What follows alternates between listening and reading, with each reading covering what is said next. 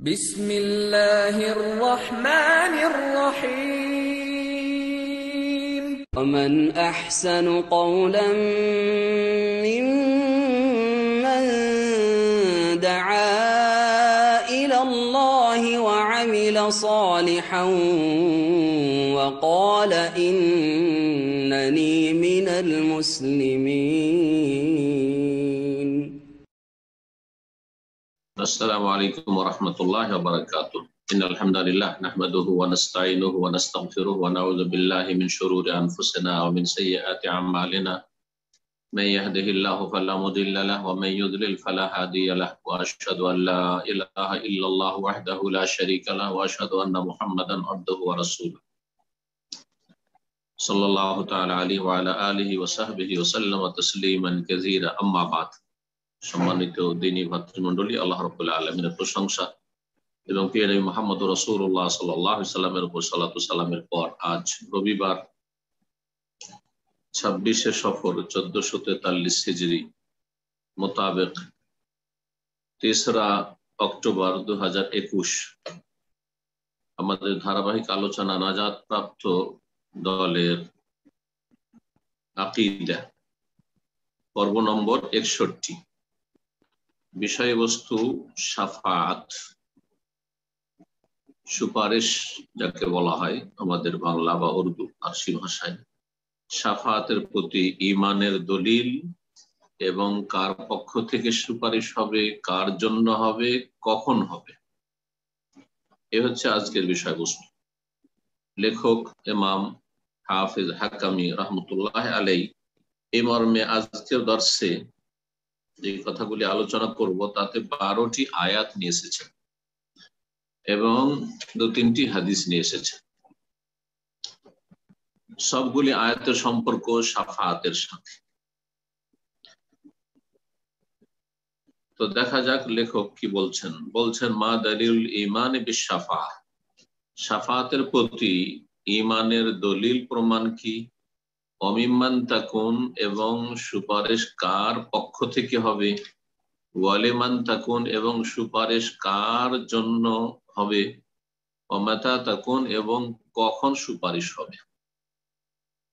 শাফাআত, এই শাফাআত সম্পর্কে দুটো আলোচনা হবে, আজকে একটি আর আরেকটি সামনের সপ্তাহের আলোচনা থাকবে। ঈমান বিল ইয়াউমিল আখির, পরকালের প্রতি ঈমানের ধারাবাহিক আলোচনা চলে আসছে দীর্ঘ সময় ধরে। আমাদের ঈমানের যে 6টি রোকন স্তম্ভ রয়েছে তার পঞ্চম গুরুত্বপূর্ণ রোকন হচ্ছে পরকালের প্রতি ঈমান বা বিশ্বাস। তার একটি স্তর হচ্ছে বা একটি বিষয় হচ্ছে শাফাআত। সেখানে শাফাআত বা সুপারিশ হবে। এই শাফাআতের প্রতি প্রতিটি মুমিন মুসলিম বিশ্বাসী হবে, ঈমান রাখবে, তাহলে সে সত্যিকার অর্থে পরকালের প্রতি ঈমান নিয়ে আসলো। কিন্তু সেই শাফাআত হতে হবে ওহী ভিত্তিক, দলিল ভিত্তিক, কোরআন সুন্নাহর দলিলের প্রতি ভিত্তি করে সেই শাফাআত হবে শরীয়ত সম্মত। সেই শাফাআত শিরকি শাফাআত হবে না, সেই শাফাআত বিদআতি শাফাআত হবে না। অর্থাৎ এমনও মুসলিম আছে যারা শাফাআত বিশ্বাস করে কিন্তু শিরকি শাফাআত বিশ্বাস, এমনও মুসলিম আছে যারা শাফাআত বিশ্বাস করে কিন্তু বিদআতি তরিকায় তারা এই শাফাআতকে বিশ্বাস করে। ভ্রান্ত ধারণায় শাফাবি তুমি জানিয়ে দাও মানব জাতিকে যে লিল্লাহি শাফাআতু জামিআন, সমস্ত রকমের সুপারিশ শাফাআত একমাত্র আল্লাহর জন্য, মানে আল্লাহ রাব্বুল আলামিন একমাত্র মালিক। যেমন লিল্লাহি মুলকুস সামাওয়াত ওয়ালিল্লাহি মা ফিস সামাওয়াতি ওয়া মা ফিল, আসমান জমিনে যা কিছু আছে আল্লাহর, মানে আল্লাহর মালিকানাধীন। ঠিক তেমনি এখানে লিল্লাহি শাফাআতু জামিআন, সমস্ত প্রকারের সুপারিশ একমাত্র আল্লাহর জন্য, মানে আল্লাহর মালিকানাধীন। এখন আরেকটি বিষয় যেটা প্রশ্নে বলা হয়েছিল, আম্মা মাতা তাকুন, কখন সে সুপারিশ হবে, কখন সুপারিশ হবে। যতক্ষণ আল্লাহ রাব্বুল আলামিন অনুমতি না দিবেন ততক্ষণ সুপারিশ হবে না। আর এই অনুমতি আল্লাহ রাব্বুল আলামিন হাসরের মাঠে বিচার দিবসে দেবেন, যখন মানুষের আমলের হিসাব হবে, জান্নাত জাহান্নামের হুকুম হবে, কারো জন্য জান্নাতের পরোয়ানা আসবে, কারো জন্য জাহান্নামের পরোয়ানা আসবে। সেই সময় হবে সুপারিশ। তার মানে সুপারিশের সম্পর্ক হচ্ছে আখিরাতের সাথে। আর এই সুপারিশ হয় ফাখবারানা আযজা ওয়া জাল, আল্লাহ রাব্বুল আমাদেরকে জানিয়ে দিয়েছেন আন্নাহা লা তাকুনু ইল্লা বিইজনিহি, আল্লাহর অনুমতি ছাড়া হবে না। আল্লাহর অনুমতি ছাড়া সুপারিশ হবে না। মানে যখন অনুমতি পাবেন তখন সুপারিশ করবেন, অনুমতির পূর্বে সুপারিশ শুরু হয়ে যাবে এমনটা হবে না। যেমন এ মর্মে বেশ কিছু আয়াত রয়েছে। প্রথম আয়াত সূরা বাকারার 255 নম্বর আয়াত, মানে আয়াতুল কুরসির একটি অংশ। মান যাল্লাযী ইয়াশফাউ ইনদাহু ইল্লা বিইজনিহি, এমন কে আছে যে তার নিকট সুপারিশ করতে পারে ইল্লা বিইজনিহি, তার অনুমতি ছাড়া, তার অনুমতি ব্যতিক্রমে। আল্লাহর এজেন্ট অনুমতি ছাড়া কে আছে, কোন শক্তি কি আছে যে তার কাছে শাফাআত করতে পারে? তাহলে সুপারিশ হবে আল্লাহর কাছে, এবং সে সুপারিশ হবে আল্লাহ রাব্বুল অনুমতি ছাড়া। অনুমতি ছাড়া কোন শক্তি নেই যে সুপারিশ করতে পারে। রব্বুল আলামিন সূরা ইউনূসের আয়াত নম্বর 3 এ বলছেন মা মিন শাফিন ইল্লা মিন বাদি ইজনি, এমন কোন সুপারিশকারী হবে না যে তার অনুমতি ছাড়া সুপারিশ করবে, বা অনুমতির আগে সুপারিশ, ইল্লা মিন বাদি ইজনি, তার অনুমতির পরেই সুপারিশ করতে পারবে। রব্বুল আলামিন সূরা নাজম আয়াত নম্বর 26 আরো বলছেন ওয়া কাম মিন মালাকিন ফিস সামাওয়াত, আকাশসমূহে বহু ফেরেশতা রয়েছে। কাম, এই কামটি হচ্ছে আরবি গ্রামারে কাম খাবরিয়া, তার মানে অসংখ্য, বহু, কত শত। কাম মানে কত, একটা জিজ্ঞাসামূলক হয়, কাম ইস্তেফহামিয়া। কেউ যদি জিজ্ঞেস করে কাম দিরহামান ইনদাক, তোমার কাছে কয়টি টাকা আছে, এটা হচ্ছে ইস্তেফহামি, জিজ্ঞাসামূলক। আর এটি হচ্ছে কাম খাবরিয়া, যেটা আরবি গ্রামারে। অর্থাৎ আল্লাহ রাব্বুল আলামিন এটা জানিয়ে দিচ্ছেন যে অসংখ্য, কত শত এমন ফেরেশতা রয়েছে আকাশ সমূহে, লা তুগনি শাফাআতুহুম শাইআন, তাদের সুপারিশ, তাদের শাফাত কোনো কাজে আসবে না, ইল্লা মিন বাদি আইয়াযানাল্লাহ, তবে আল্লাহর অনুমতির পরে।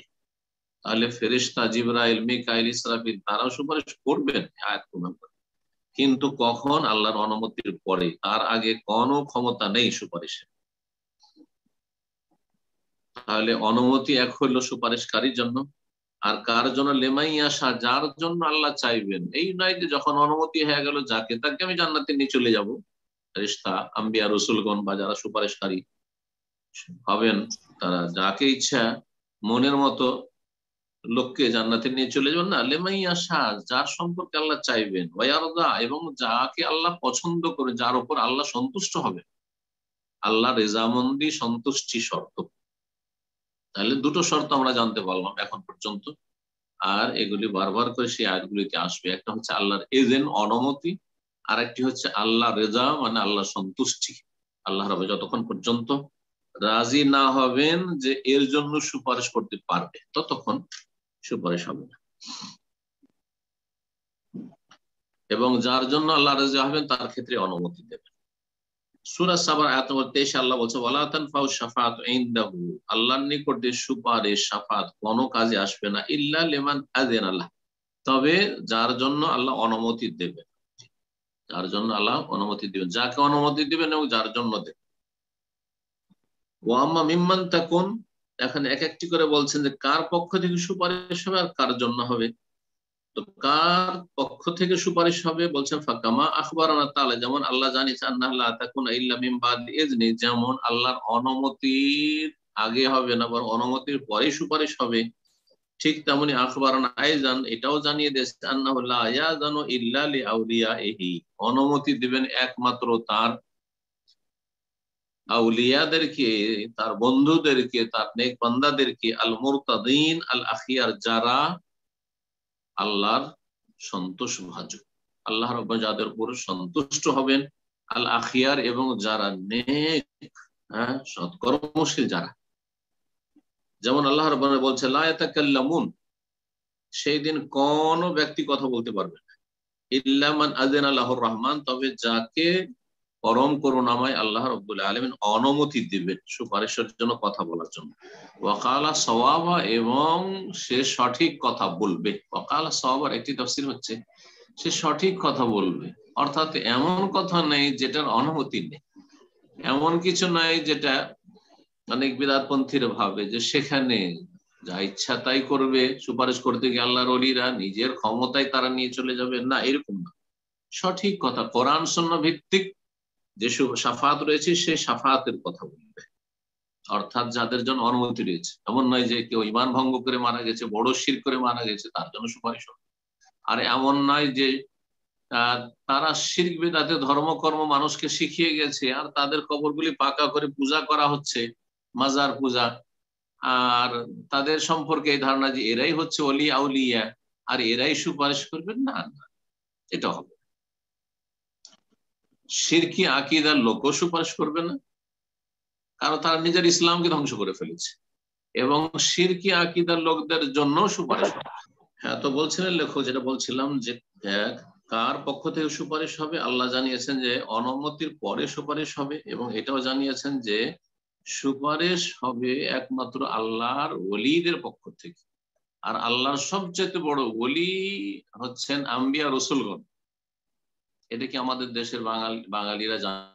তো যে কথা বলছিলাম যে সুপারিশ সম্পর্কে বলছিলাম যে সুপারিশ আল্লাহ রাব্বুল আলামিনের ওলিরা করবেন। তো ওলি সম্পর্কে আমাদের ভারত উপমহাদেশের মুসলিমদের সিংহভাগের ধারণা যে ওলির মধ্যে আম্বিয়া রসুলগণ নেই, অথচ তারাই হচ্ছে সবচেয়ে শ্রেষ্ঠ আল্লাহর ওলি। আল্লাহর ওলি মানে আল্লাহর দোস্ত। তাহলে এই যে একটা ভ্রান্ত ধারণা। তারপরে কখন আপনি শুনবেন না আমাদের দেশীয় মুসলিমদের কাছে, যদি তারা কোরআন সুন্নাহর অনুসারী সালাফি মানহাজের না হয়, তাহলে যে সাহাবায়ে কেরামরা আল্লাহর ওলি ছিলেন, এই কথা জীবনেও তাদের কোনো আলোচনা বা লিখনীতে পাবেন না যে আবু বকর, ওমর, ওসমান, আলী এরা আল্লাহর সবচেয়ে বড় ওলি আম্বিয়া রাসূলগণের পরে। কখনো শুনেছে? আশরা মুবাশশিরা তারা আল্লাহর সবচেয়ে বড় ওলি। বদরি 313 জন সাহাবী আল্লাহর সবচেয়ে বড় ওলি।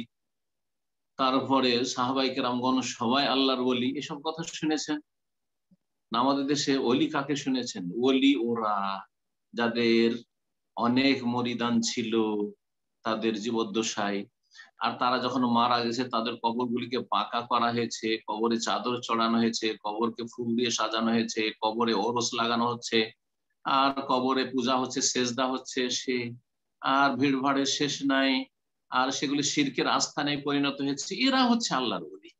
এরা তো আরো আসলে বাস্তবে আল্লাহর ওলি না।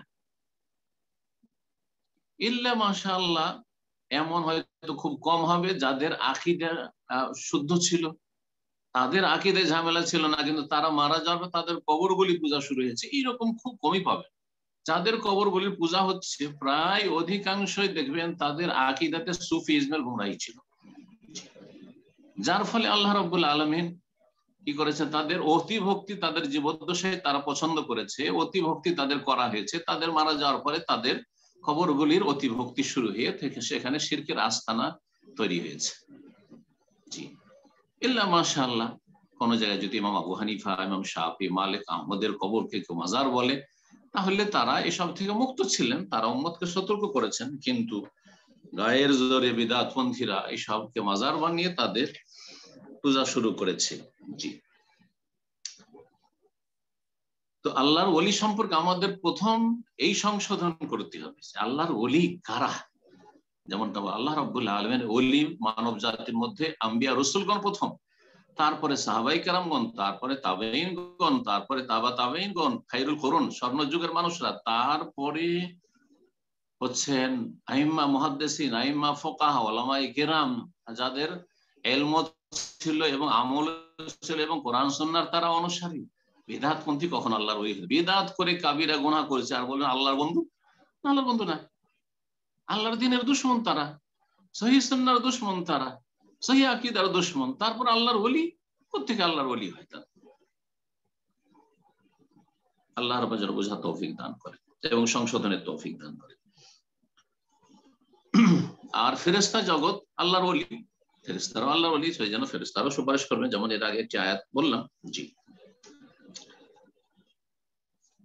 তো সুপারিশ সে অনুমতি আল্লাহ দেবেন তার পছন্দনীয় আউলিয়াদেরকে, যারা নেক এবং যাদের উপর আল্লাহ সন্তুষ্টি প্রকাশ করবেন। যেমন আল্লাহ রাব্বুল আলামিন সূরা নাবার আয়াত নম্বর 38 এ বলেছেন, লা ইয়াতাকাল্লামুন, কথা বলবে না সেই দিন, কথা বলতে পারবে না কেউ সেই দিন, ইল্লা মান আযিনা লাহুর রহমান, তবে যাকে আল্লাহ অনুমতি দেবেন, ওয়াকালা সাওয়াবা, এবং কথা বলবে তো সঠিক কথা বলবে। আর সূরা মারইয়ামের আয়াত নম্বর 87 তে আল্লাহ বলছেন, লা ইয়ামলিকুনা শাফাআতা ইল্লা মান ইত্তাখাযা ইনদার রহমান আহদা, সুপারিশের মালিক কেউ হবে না, তবে সুপারিশের মালিক মানে অধিকারী, সুপারিশ করতে সক্ষম হবে, পারবে এমন ব্যক্তি যে পরম করুণাময় আল্লাহ রাব্বুল আলামিনের নিকট প্রতিশ্রুতি হাসিল করেছে। এ আহদা, প্রতিশ্রুতি হাসিল করেছে কিসের? নিজের নাজাতের, নিজের মুক্তির। অর্থাৎ এই আহদার তাফসীরে কেউ বলেছেন লা ইলাহা ইল্লাল্লাহ, আর কেউ বলেছেন মুমিন। যে আল্লাহর কাছে প্রতিশ্রুতি পেয়েছে মানে সে তৌহিদবাদী, লা ইলাহা ইল্লাল্লাহ আর প্রতিষ্ঠা করেছে, লা ইলাহা ইল্লাল্লাহর দাওয়াত দিয়েছে, লা ইলাহা ইল্লাল্লাহ প্রচার প্রসার করেছে, এবং নিজেও লা ইলাহা ইল্লাল্লাহ ইলম হাসিল করে তার প্রতি আমল করেছে, আর সে হচ্ছে সত্যিকার মুমিন। আর অন্যরা তাফসীর করে বলেছেন যে ইল্লা মান ইত্তাখাযা ইনদার রহমানে আহদা, মানে মুমিন, একমাত্র মুমিন ব্যক্তি সুপারিশ করবে। তার মানে যা কাউকে যদি ওলি মনে করা হয় কিন্তু সেই ব্যক্তি শরীয়ত বিরোধী কাজ করেছে, সেই ব্যক্তি হলুলি আকীদার ছিল, হোসেন মানসুর হাল্লাজের মতো, অথবা ওয়াহদাতুল ওজুদের আকীদার প্রতিষ্ঠাতা ছিল ইবনে আরবির মতো, আর তাদের অনুসারী ছিল শিরকি কুফরি আকীদা, আনাল হক বলে আল্লাহর ওলি সে হয়েছে, এই বিশ্বাস, এই শিরকি বিশ্বাস, এই কুফরি বিশ্বাস যারা প্রচার প্রসার করেছে এবং রাখে, আর এসব যারা বয়ান করে থাকে, তারা কি করে আল্লাহর ওলি হতে পারে? তারা কি করে আল্লাহর ওলি হতে পারে? তারা তো শয়তানের ওলি। জি।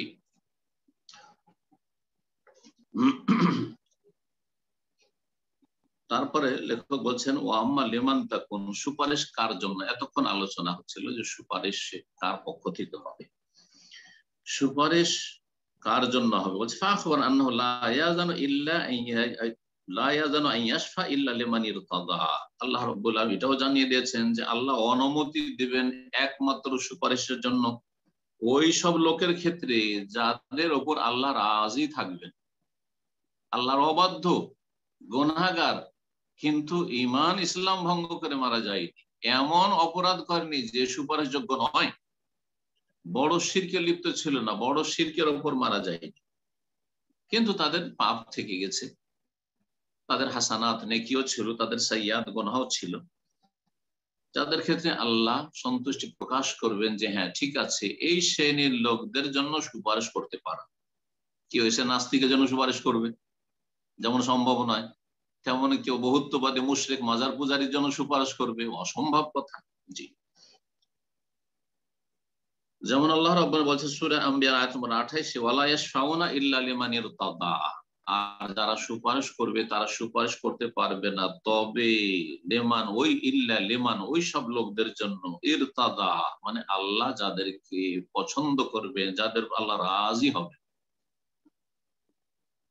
রব্বুল আলামিন আরো ইরশাদ করে সূরা তাহর আয়াত 109, ইয়াউমা ইযিল লা তানফাউ শাফা, সেই দিন বিচার দিবসে কোন সুপারিশ কাজে আসবে না, ইল্লা মান আযিনা লাহুর রহমান, তবে পরম করুণাময় যাকে অনুমতি দেবেন বা যার জন্য অনুমতি দেবেন, যার জন্য সুপারিশ করার অনুমতি দিবেন, ওয়া রাদিয়া লাহু কাওলা, এবং তার সম্পর্কে কথা বলাতে সন্তুষ্টি প্রকাশ করবেন যে হ্যাঁ ঠিক আছে, এই ব্যক্তি এই কাবিরা গুনাহগুলি করেছে বা এই গুনাহগুলির জন্য ফেঁসে গেছে, বা এর মর্যাদা তুমি উঁচা করার দরখাস্ত করছো, ঠিক আছে, এর জন্য আমি সন্তুষ্টি প্রকাশ করছি, এবং এর জন্য বা এই সেই লোকের জন্য সুপারিশ করতে পারো। তারপরে বলছেন লেখক, ওয়া সুবহানাল্লাহি লা ইয়ারতাদি ইল্লা আহলাত তাওহীদ ওয়াল ইখলাস, আল্লাহ কার উপর রাজি হবেন?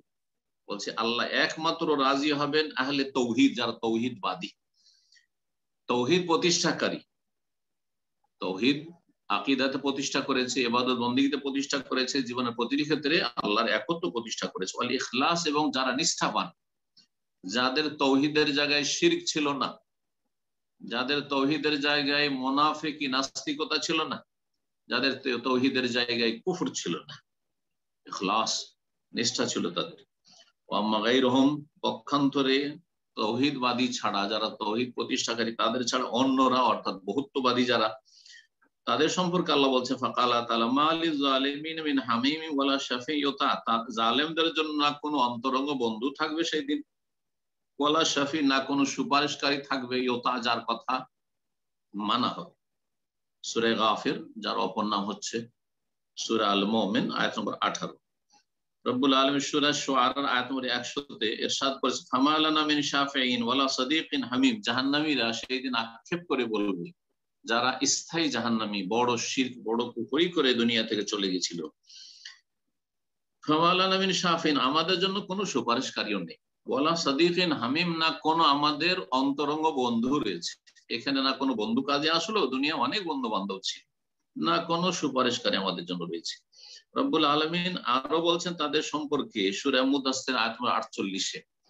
তার আগে আল্লাহ রাব্বুল আলামিন বলেছেন ফি জান্নাতিন ইয়াতাসাআলুনা আনিল মুজরিমিনা মা সালাকাকুম ফি সাকার ক্বালু লাম নাকু মিনাল মুসাল্লিন। এখানে বিশেষ করে বেনামাজিদের সম্পর্কে, কারণ মুসলিম সমাজে বেনামাজি শতকরা 95 জন। এই 95 জনের মধ্যে কেউ বছরে শুধু 2টি ঈদ পড়ে, কেউ সপ্তাহে সপ্তাহে জুমা পড়ে, আর কেউ খেয়াল খুশি যখন মন হইল রমজান মাসে পড়ে নিল, বালা মুসিবত আসলে পড়ে নিল, বাপ মা মারা গেছে পড়ে নিল, ছেলে মেয়ে স্ত্রী মারা গেছে তখন পড়ে নিল, 2-4 দিন ইবাদতবন্দি করে নিল, বিপদে পড়েছে তখন খুব আল্লাহকে ডেকে নিল, আর তারপরে খবর নেই। অথবা 2-3 ওয়াক্ত দিনে পড়লো, খুব যদি ভালো সমাজের একটু যাদেরকে মনে করা হয়েছে 4 ওয়াক্ত পড়ে, কিন্তু ফজরে খুঁজে পাওয়া যায় না, ফজর সূর্য ওঠার পরে কখনো পড়লো কখনো পড়লোই না, আর ফজর সূর্য ওঠার পরে পড়লে আল্লাহ কখনো পড়া না পড়া সমান কবুলও করবেন আল্লাহ রাব্বুল আলামিন বিনা ওজরে। তো এই হচ্ছে আমাদের মুসলিম সমাজের অবস্থা প্রায় সারা বিশ্বে। আল্লাহ হেফাজত করে, সালাত উঠেই গেছে। শতকরা 5 জন বললাম, এটা আমি একটু বেশি করে বললাম, একটি পরিসংখ্যানে শতকরা 98 জন বেনামাজি, শতকরা 2 জন খাঁটি নামাজি। আর এই খাঁটি নামাজির মধ্যে আবার বেদাতি নামাজি তো আছে, যারা বেদাত দিয়ে শুরু করে বেদাত দিয়ে শেষ করে, তো তাদের তো বেদাতি আমল কবুল হয়, ওখানেও কিছু যাবে, বরং সংখ্যাগরিষ্ঠ সেখানেই চলে যাবে, তো বাঁচবে যে কি আল্লাহ ভালো জানে। তো যাই হোক, বেনামাজিদের সম্পর্কে আল্লাহ বলছে ফামা তানফাহুম শাফাআতুশ শাফিঈন, কারণ তাদের জাহান্নামে যাওয়ার মুখ্য কারণই ছিল কালু লাম নাকু মিনাল মুসাল্লিন, আমরা মুসল্লি ছিলাম না। মুসল্লি কাকে বলা হয়? যে 5 ওয়াক্ত পড়ে, যে কায়েমে সালাত পড়ে, সময় মতো জামাত সহকারে পড়ে নিয়মিত, তাকে মুসল্লি বলা হয়।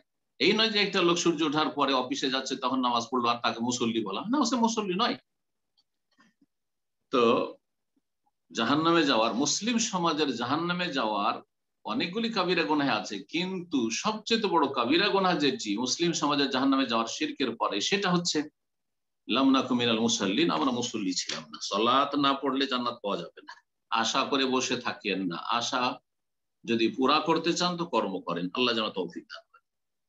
ফামা তানফাহুম শাফাআতুশ শাফিঈন, এইসব বেনামাজিদের জন্য কোন সুপারিশ কাজে আসবে না, আল্লাহ রাব্বুল আলামিন স্পষ্ট করে দিয়েছেন। সুতরাং বেনামাজি সুপারিশের আশা করে বসে আছে, বদআকিদা শিরকি আকীদার লোক, মাজারপন্থী সুপারিশের আশা করে বসে আছে, শাফাআতের না, কখনো হবে না। ওয়াকাদ আখবারানা নবী সাল্লাল্লাহু আলাইহি সাল্লাম বলেছেন।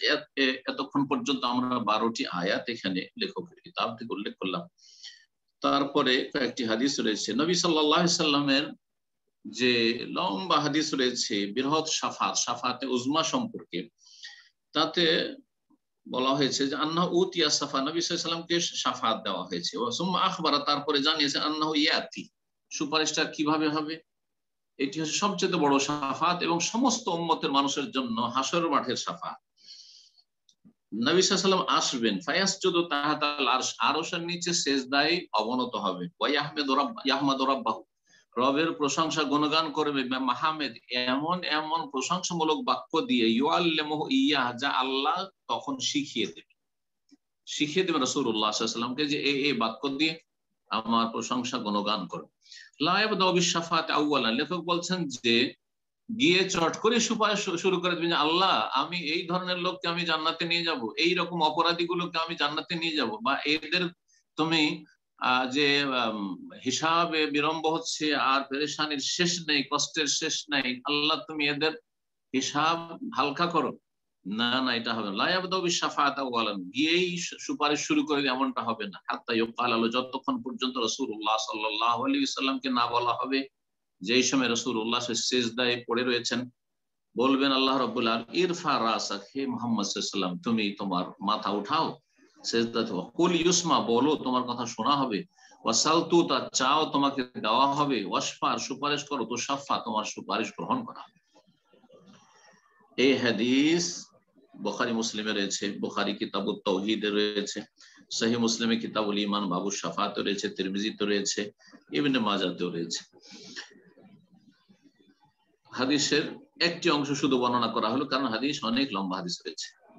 তারপরে বলছে তারপরে জানিয়েছেন নবী আন্নাহু লা ইয়াশফাউ ফি জামিল ওয়াসাত মিন আহলি তাওহীদ, যে রাসূলুল্লাহ সাল্লাল্লাহু আলাইহি ওয়াসাল্লাম যখন সুপারিশের অনুমতি দেওয়া হবে, তার মানে এই নয় যে সমস্ত নাফরমান গুনাহগার যত আছে সবার জন্য একসাথে সুপারিশ হয়ে যাবে, এমনটা হবে না। দাফআতান ওয়াহিদা, একবারে এক বাক্যে একটা কথা, আল্লাহ যত নাফরমান আছে যত গুনাহগার আছে সবগুলির জন্য সুপারিশ, এমনটা হবে না। বাল কাল, বরং হাদিসে রয়েছে ফায়ুহাদ্দু লি হাদ্দান, নবী সাল্লাল্লাহু আলাইহি ওয়াসাল্লাম বলছেন আমার জন্য একটা সংখ্যা আমার জন্য নির্ধারণ করে দেওয়া হবে, একটা সংখ্যা পরিমাণ নির্ধারণ করা হবে, তুমি এতগুলি লোককে নিয়ে যাও আর এই শ্রেণীর অপরাধীকে নিয়ে যাও। উদাহরণস্বরূপ কোন একটা কাবিরা গুনাহ নেন, যেই কাবিরা গুনাহ করে গেছে, এই শ্রেণীর যে কাবিরা গুনাহ করে আছে এই শ্রেণীর লোকগুলিকে তুমি নিয়ে যাও। ফাউদখিলহুমুল জান্নাত, তাদেরকে আমি জান্নাতে নিয়ে যাব। সুম্মা ইয়ারজিউ, তারপরে আবার ফিরবেন রাসূলুল্লাহ ফায়াসজুদু কাযালিক, এইভাবে সিজদায় অবনত হবেন। ফায়ুহাদ্দু লি হাদ্দান, ফায়ুহাদ্দু লাহু হাদ্দান ইলা আখির হাদিস শাফা, তারপরে আবার নবী সাল্লাল্লাহু আলাইহি সাল্লামের জন্য একটা সংখ্যা বা পরিমাণ বা একটা ক্যাটাগরি নির্ধারিত করা হবে, যে এই শ্রেণীর লোককে বা এতটা সংখ্যায় লোকদেরকে সুপারিশ করে নিয়ে যাও। আবু হুরায়রা রাদিয়াল্লাহু তাআলা আনহু, এই হাদিস তো শেষ হয়ে গেল, যে লম্বা হাদিস বুখারী মুসলিমে ছিল। দ্বিতীয় যে হাদিসটি রয়েছে, আবু হুরায়রা রাদিয়াল্লাহু তাআলা আনহু একবার রাসূলুল্লাহ সাল্লাল্লাহু আলাইহি ওয়াসাল্লাম জিজ্ঞেস করেন, মান আসাদুন নাসি বিশাফাতিকা ইয়া রাসূলুল্লাহ, হে আল্লাহর রাসূল সাল্লাল্লাহু আলাইহি ওয়াসাল্লাম আপনার সুপারিশ শাফাত পেয়ে সবচেয়ে বেশি ভাগ্যবান কি হবে, মানে আপনার শাফাত পাওয়ার সবচেয়ে বেশি অধিকারী কারা হবে, কোন শ্রেণীর লোকেরা আপনার উম্মতের সুপারিশ পাবে? তখন রাসূলুল্লাহ সাল্লাল্লাহু আলাইহি ওয়াসাল্লাম বলেছেন, মান ক্বালা লা ইলাহা ইল্লাল্লাহ, যেই ব্যক্তি বলবে লা ইলাহা ইল্লাল্লাহ, শুধু মুখে বললে হবে না, মন্ত্রের মতো, আর এই লা ইলাহা ইল্লাল্লাহ জিকির জপলে হবে না, বরং খালিসাম মিন কলবি, একটা শর্ত লাগানো হয়েছে, কড়া শর্ত। লা ইলাহা ইল্লাল্লাহ বলবে অন্তরের খুলুসিয়াতের সাথে, অন্তরের নিষ্ঠার সাথে, আর যেই ব্যক্তি অন্তরের নিষ্ঠার সাথে লা ইলাহা ইল্লাল্লাহ বলবে, সেই ব্যক্তি লা ইলাহা ইল্লাল্লাহর অর্থ বুঝবে, যে লা ইলাহা ইল্লাল্লাহ মানে লা মাবুদা বিহাক্কিন ইল্লাল্লাহ, আল্লাহ ছাড়া কোনো সত্য মাবুদ নেই। সুতরাং আল্লাহ ছাড়া যখন সত্য মাবুদ নেই, তো আল্লাহ ছাড়া কারো ইবাদত সে করেনি, আর কারো ইবাদতকে সে জায়েজও মনে করেনি, তার মানে সেই ব্যক্তি শিরক মুক্ত, সেই ব্যক্তি শিরক মুক্ত।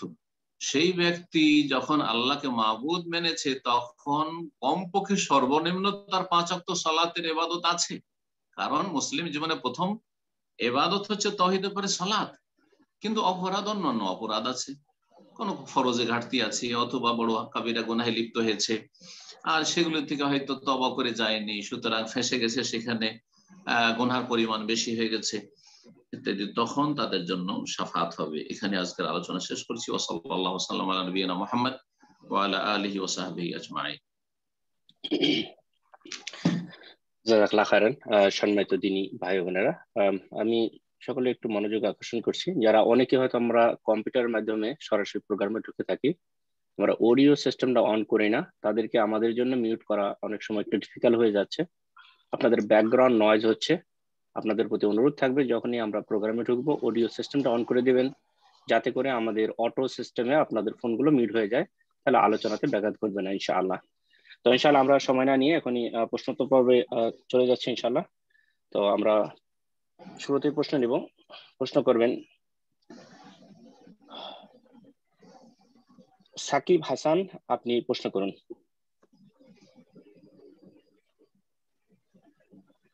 আসসালামু আলাইকুম ওয়া রাহমাতুল্লাহ। ওয়া আসসালামু ওয়া রাহমাতুল্লাহি ওয়া বারাকাতুহু। শেখ, আমার প্রশ্নটা হচ্ছে, বাংলাদেশের এক ইখওয়ানি আলিমকে মানসিক বেকারগ্রস্ত ও উদ্ভট বক্তব্যের কারণে প্রশাসন তাকে ধরে নিয়ে যায় জিজ্ঞাসাবাদের জন্য। এখন বাংলাদেশের সালাফি আলিমগণ ওনাকে আহলুল হাদিস বলে প্রচার করেন, ওনার মুক্তি দাবি করছে, অথচ তিনি নিজে এই আহলুল হাদিস শব্দ শুনলে বিরক্তিবোধ করতেন। এটা সেই ইখওয়ানি আলিম নিজে বলতেন। এক্ষেত্রে বাংলাদেশের সালাফি আলিমদের প্রতি আপনার নসিহত কামনা করছি।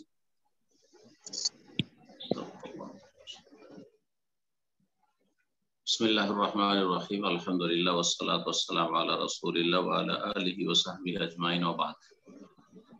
প্রশ্ন করেছেন খুব স্পর্শকাতর, যে জনৈক কোন আলেমকে সরকার ধরে নিয়ে গেছে তার অপরাধের কারণে।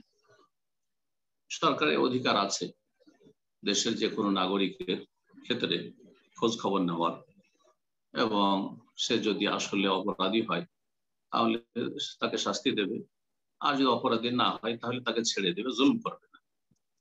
তো এখন প্রশ্ন যে সে আলেম নিজেকে আহলে হাদিস বলে না, বরং অস্বীকার করেছে, কিন্তু কোন একজন অথবা একাধিক কিছু সালাফি ভাইয়েরা বা আলেমরা তাকে আহলে হাদিস বলে প্রচার করছে, তাহলে স্পষ্ট বুঝতে পারছেন যে আসলে যিনি বিষয়বস্তু, যার সম্পর্কে বলা হচ্ছে, তিনি নিজে বলছেন আমি আহলে হাদিস না, আর অন্যরা গায়ের জোরে তাকে আহলে হাদিস বানাবার চেষ্টা করছে। তার মানে নিঃসন্দেহে তারা মিথ্যা কথা বলছে, অবাস্তব কথা বলছে, নিজেই অস্বীকার করেছে। এর চাইতে বড় সাক্ষী কি লাগে? আমি যদি বলি আমি আহলে হাদিস নই, তাহলে তারপর আমাকে জবরদস্তি আহলে হাদিস বানাবেন নাকি?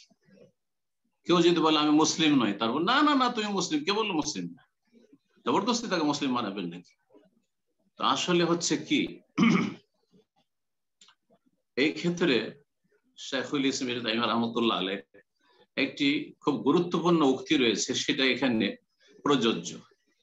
তাকে যখন জিজ্ঞাসা করা হয় যে হোসেন মানসুর হাল্লাজ আলাইহি মিনাল্লাহি মা ইস্তাহিক, সেই ব্যক্তি কি আল্লাহর ওলি, বা তাকে কিছু লোকের আল্লাহর ওলি বলছে, তো আপনি কি বলছেন এই ক্ষেত্রে?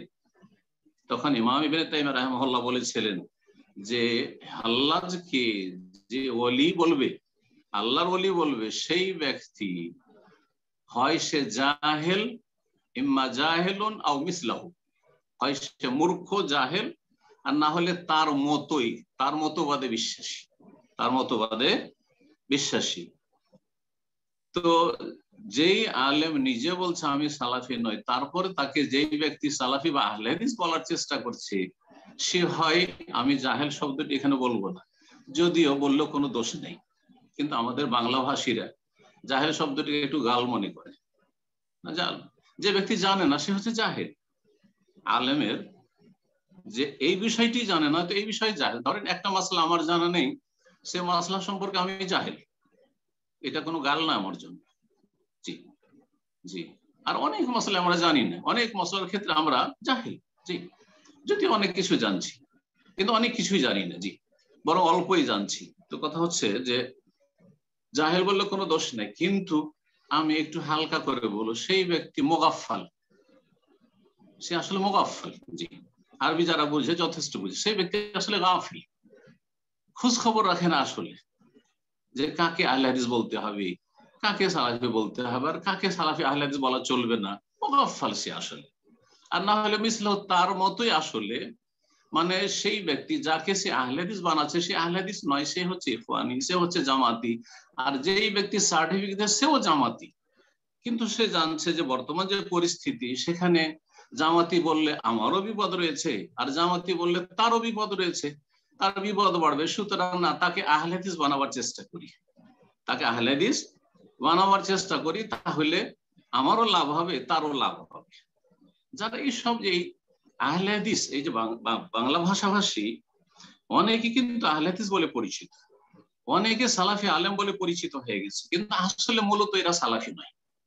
এদের ব্যাকগ্রাউন্ড দেখেন, এদের 10 বছর 20 বছর আগের ইতিহাস দেখেন, এরা কিন্তু এক সময় সৌদি আরবে আমাদের সাথে থেকেছে, এরা জামাত ইসলামের পাক্কা রুকুন ছিল, অ্যাক্টিভ কর্মী ছিল, এরা সব এইসব কাজগুলি করে গেছে।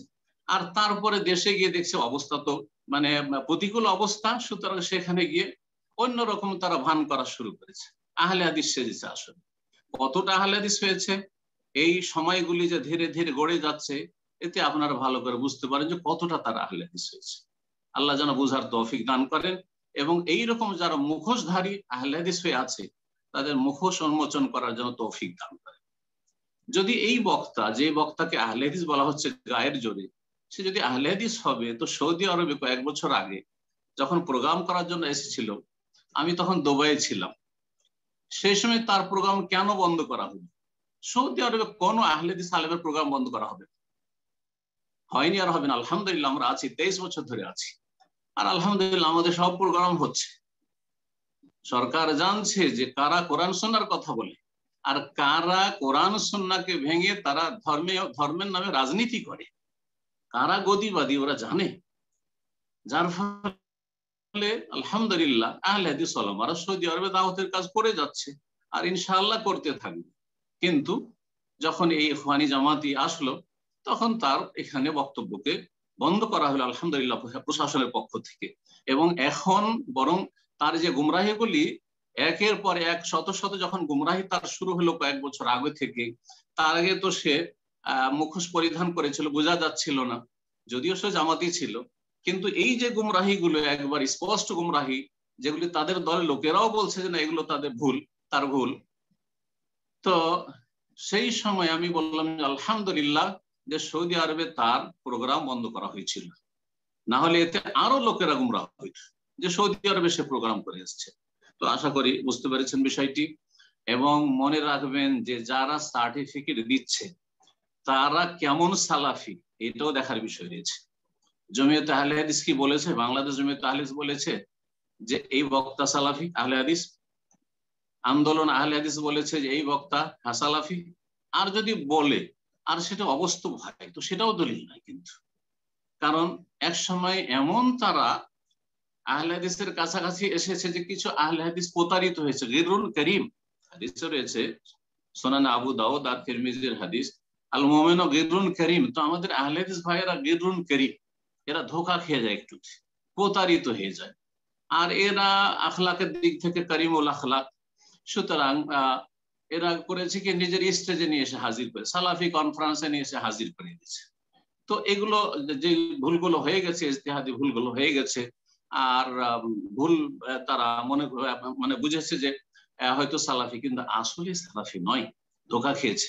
আমি আলহামদুলিল্লাহ শুরু থেকে জানি সৌদি আরবে 2002 সালে এই ব্যক্তির ওস্তাদ, যাকে অনেকে চাচা বলে থাকেন, ইখওয়ানি জামাতিদের চাচা, তাকে আহলে হাদিস বলে এখানে নিয়ে আসবে সৌদি আরবে। আলহামদুলিল্লাহ আল্লাহ নিয়ে আসেনি এখানে। তারপরে ধীরে ধীরে এখন স্পষ্ট হয়ে উঠলো মানুষের কাছে, সে আগে থেকে জামাতি ছিল, ইখওয়ানি ছিল, আর এখনো সে জামাতি। আর সেই ব্যক্তি আল্লামা আলবানী রাহিমাহুল্লাহ সম্পর্কে বলছে যে তিনি মুহাদ্দিস ফাকিহ নন, তিনি মুহাদ্দিস ফাকিহ না, কত বেশি বিদ্বেষ অন্তরে ভরা আছে। তারপরে এরা আহলে হাদিস, একশিন মুগাফফাল আহলে হাদিসরা, বেশ কিছু দায়ী মুগাফফাল এরকম ছিল যারা বলে ফেললো যে মুক্ত আহলে হাদিস হয়েছে। তখন তাদেরকে আমি বলেছিলাম যে না, কখন আহলে হাদিস হয়, কখন এরা আহলে হাদিস হয়নি। এরা আপনাদের থেকে সুবিধা হাসিলের জন্য এরা নিজেকে আহলে হাদিস বলে প্রকাশ করছে। খবরদার, ধোঁকা খাবেন না, এক সময় সব কিছু সুস্পষ্ট হবে। আল্লাহ যেন বুঝার তৌফিক দান করেন। জাযাকুমুল্লাহু খাইরান। বারাকাল্লাহু ফিকুম। তো ইনশাআল্লাহ এরপর যে প্রশ্ন করবেন সাইদ আহমেদ, আপনি প্রশ্ন করুন।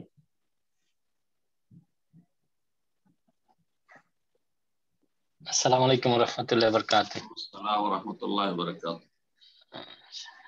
সাইদ রেহান বলছি না। মাশাআল্লাহ, ছোট ভাই আমার প্রশ্নটা করে ফেলছেন। তো আমাদের একটু ছোট প্রশ্ন ছিল যে আজান দেওয়ার আগে উযু করা কি কোনো বাধ্যতামূলক কিনা, বা উযু না হলে কি আজান হবে কিনা, এই ব্যাপারে আপনার নসিহত কামনা করছি। জাযাকুমুল্লাহ খাইরান ওয়া আহসানাল জাযা। ওযু বা গোসল শর্ত হচ্ছে সালাতের জন্য, মিন শুরুতিস সালাহ, সালাতের শর্তের অন্তর্ভুক্ত হচ্ছে ওযু এবং গোসল। আজান সালাত নয়। সুতরাং আজানের জন্য না ওযু শর্ত রয়েছে, এমনকি গোসলও শর্ত নেই। তবে মসজিদের ভিতরে যেহেতু আজান দিতে হবে, সুতরাং বড় নাপাকি অবস্থায় না হওয়া উচিত। কিন্তু মসজিদের বাইরে, এমনকি কেউ যদি আজান দেয় মিনারাতে মসজিদের বাইরে, আর সময় হয়ে গেছে, এখন গোসল করতে গেলে মুয়াজ্জিন বেচারা দেরি হয়ে যাবে, তার বিকল্প কেউ নাই, কোনো অসুবিধা নেই। আজানের জন্য তাহারাত না বড় নাপাকের দিকে তাহারাত শর্ত রয়েছে, না ছোট নাপাকের থেকে। জি, তো উযু হচ্ছে একমাত্র সালাতের জন্য, আজানের জন্য নয়। হ্যাঁ, এতটুকু বলা যেতে পারে যে উত্তম হচ্ছে যে উযু করে এসে আজান দেবে, কারণ আজানের পরে আজান ইকামতের মাঝখানে এই সময় দোয়া কবুলের সময়, তারপরে এই সময় সালাত রয়েছে। নবী সাল্লাল্লাহু আলাইহি ওয়াসাল্লাম বলেছেন বাইনা কুল্লি আযানাইনি সালাতুন, বাইনা কুল্লি আযানাইনি সালাতুন, সালাতুন লিমান শাআ। দুই আজান মানে আজান ইকামতের মাঝখানে সালাত রয়েছে। তৃতীয়বারে বলে যে চাইবে, তাহলে এই সময়টাই বাইরে আবার উযু করতে আজান দিয়ে না গিয়ে, কিন্তু আজানের সময় হয়ে গেছে, কোনো অসুবিধা নেই, বিনা উযুতে আজান দেন, কোনো মাকরুহ নাই, কোনো আপত্তিকর নয়। জি, জাযাকাল্লাহ। বারাকাল্লাহু ফিকুম। সম্মানিত দিনী ভাই বোনেরা, নতুন ব্রাদাররা হয়তো লাইনে আছেন, যারা হয়তো অনেকে মেসেজ করছেন আমাদের ইনবক্সে যে প্রশ্ন করার জন্য সুযোগ চাচ্ছেন, তাদের উদ্দেশ্যে বলছি আমাদের এখানে প্রশ্ন করার জন্য হ্যান্ড রেজ করতে হবে অবশ্যই, এবং শুধু তাই নয়, আপনাকে আমরা অবশ্যই সিরিয়াল মেনটেন করব এবং সিরিয়াল অনুপাতে আপনাকে প্রশ্ন উত্তর দেওয়া হবে ইনশাআল্লাহ। আদারওয়াইজ আমরা প্রশ্ন নিতে পারবো না, আমরা আন্তরিকভাবে দুঃখিত। তো ইনশাআল্লাহ এই পর্যায়ে আমরা প্রশ্ন নিব। প্রশ্ন করবেন আরিফ, আপনি প্রশ্ন করুন। আসসালামু আলাইকুম শেখ। ওয়ালাইকুম আসসালাম ওয়া রাহমাতুল্লাহি ওয়া বারাকাতুহু। জি বলেন। শেখ, আল্লাহ আপনার ভালো করুক। আমি ঢাকা থেকে আমিন বলছিলাম। আমিন। জি শেখ, বলেন। আমার আব্বা আম্মার জন্য দোয়া করবেন, তাদের জন্য আল্লাহ পাক হেদায়েত দান করে এবং তারা যেন আল্লাহ হেদায়েত হেদায়েতের করুন। উপর টিকে থাকে মৃত্যু পর্যন্ত ইনশাআল্লাহ। আর আমার জন্য একটু দোয়া করবেন, আর আল্লাহ যাতে আমার অলসতাটা কাটিয়ে দেয় এবং পরিশ্রমটা একটু বাড়িয়ে দেয়, আর আমার সবকিছুতে একটু বরকত দেয়, বিশেষ করে আমার পড়ালেখাতে। আর আরেকটা জিনিস হলো যে শেখ, আল্লাহ ভালো বয়স করুন, প্রায় আল্লাহ ভালো 23-এর, করুন, আল্লাহ বরকত দান করুন। জি বয়স 23-এর মতো হয়ে গেল, তো একটু দোয়া করে দিবেন যাতে আল্লাহ যাতে সঠিক দিন মানে মানে জীবন সঙ্গী হিসেবে দান করে আর কি, ইনশাআল্লাহ। আহলে আমিন হাদিসদের ইয়া ভিতর রাব্বাল থেকে আলামিন। যেন আল্লাহ দান কবুল করে। করুন। আল্লাহ আপনার মনের আশা পূরণ করুন, যতগুলি কথা বলেন সবগুলি আল্লাহ কবুল করুন, এবং আল্লাহ আপনার ভালো করুন। আপনার বাপ মাকে আল্লাহ হেদায়েত করুন, যারা বেঁচে আছে তাদেরকে হেদায়েত দান করুন, যারা দুনিয়া থেকে চলে গেছে আল্লাহ তাদের মাফ করুন, এবং আল্লাহ আপনাকে দিনের উপর অটল রাখুন। যৌবনকালে আল্লাহ গুনাহ থেকে বেঁচে থাকার তৌফিক দান করুন, আপনার জন্য নেক সঙ্গীর আল্লাহ ব্যবস্থা করুন, এবং আল্লাহ রাব্বুল আলামিন দিন দুনিয়ার সমস্ত কিছুতে, রুজিতে আল্লাহ যেন বরকত দান করেন, এবং ইলমে, আমলে, দাওয়াতে সবকিছুতে আল্লাহ যেন বরকত দান করেন। ইনশাআল্লাহ এই পর্যায়ে প্রশ্ন করবেন শাহরিয়া নুমান, আপনি প্রশ্ন করুন।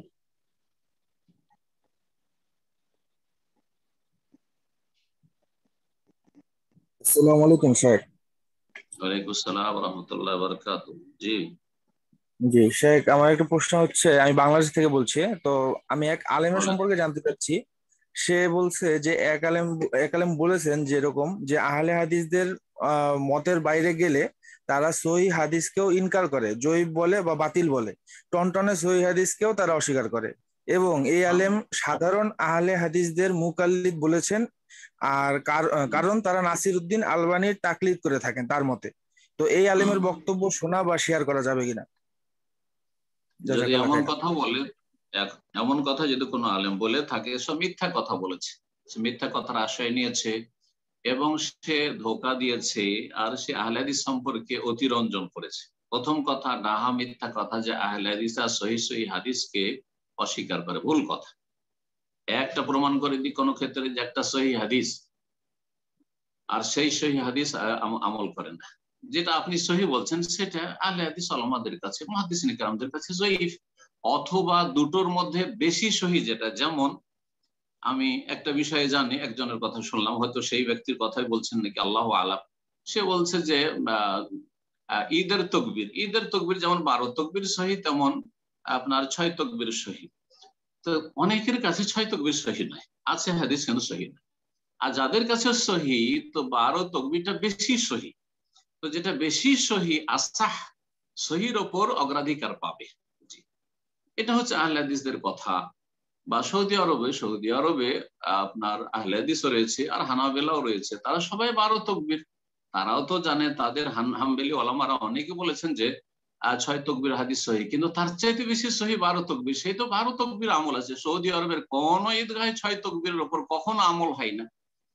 তো আহলে হাদিসের যারা বিজ্ঞ আলেম তারা 6 তাকবীরকে হয় একদল জয়ীফ বলেছেন, আর না হলে 6 তাকবীরকে বলেছেন ঠিক আছে সহি, কিন্তু তার চাইতে বেশি সহি 12 তাকবীর, সুতরাং আমরা 12 তাকবীর দেবো। হাদিস অস্বীকার করা হলো না, কিন্তু আপনি মিথ্যার আশ্রয় নিয়েছেন খামাখাই, তারপরে মানুষকে বিভ্রান্ত করেছেন, দেখো দেখো এই সহি হাদিস ছেড়ে দিল। না, এটা ভুল, আপনি মিসগাইড করেছেন মানুষকে। আর তারপরে আহলে হাদিসরা আল্লামা আলবানীর অন্ধ তকলিদ করে, একেবারে অবাস্তব কথা, মিথ্যা কথা। আলবানীর কত মাসাইলে আমরা ইখতিলাফ করি। আলবানী বলছে চেহারা ঢাকা মুস্তাহাব, আমরা বলছি ফরজ। আলবানী বলছে যে গোলাকার এ বালা চুড়ি গোলাকার, এই যে চেন, আমার ঘড়ির চেন আছে, এটা জায়েজ নয়, তার কাছে মহল্লা যাহা মহল্লা বা অলংকার মহিলাদের জন্য জায়েজ না, আমরা বলছি জায়েজ। এইরকম আলবানীর অনেক মাসাইল রয়েছে যে মাসাইল গুলি তাহলে সলমতের ইখতিলাফ রয়েছে। তাহলে তারপরে কি করে আলবানীর মুকাল্লিদ হই? যদি আহলে হাদিসরা কারো মুকাল্লিদ হইতো তো ইমাম আহমদ বিন হাম্বলের হইতো। যদি কারো মুকাল্লিদ হইতো আহলে হাদিসরা, তাহলে ইমাম ইবনে তাইমিয়া রাহিমাহুল্লাহর মুকাল্লিদ হইতো। ইবনে তাইমিয়া রাহিমাহুল্লাহর মুকাল্লিদ না।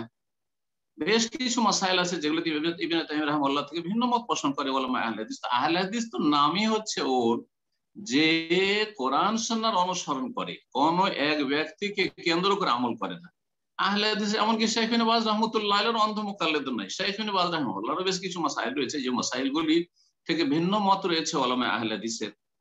তো এক একটি করে এখানে উদাহরণ দেওয়ার প্রয়োজনও নেই আর সময়ও নেই।